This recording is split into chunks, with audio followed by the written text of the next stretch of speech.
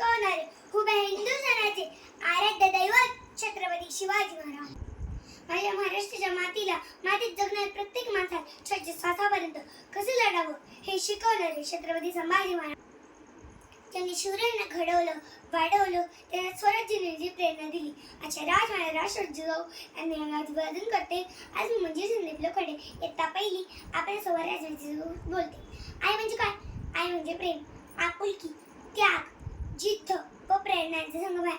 आई या जगातील सर्वात महान नदी आहे आणि सर्वोन्नत संगम आहे.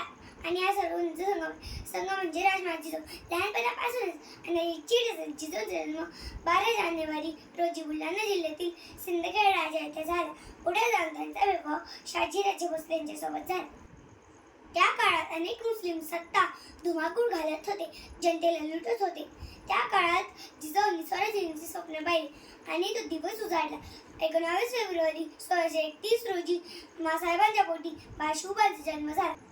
बाळशिवबांना त्या रामाच्या, कृष्णाच्या शौर्याच्या गोष्टी सांगत लहानपणापासूनच आपल्या मुलाच्या मनात स्वराज्य म्हणजे काय हे सांगणारे राजमाता जिजाऊ म्हणजे काय.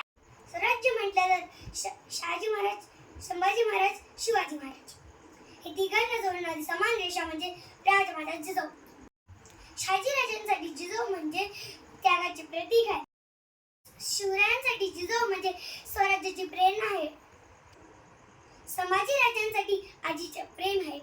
अशा संपूर्ण भारताला स्वराज्याची प्रेरणा देणाऱ्या जिजाऊंना कोटी कोटी प्रणाम. जय शिवराय, जय महाराष्ट्र, जय जिजाऊ.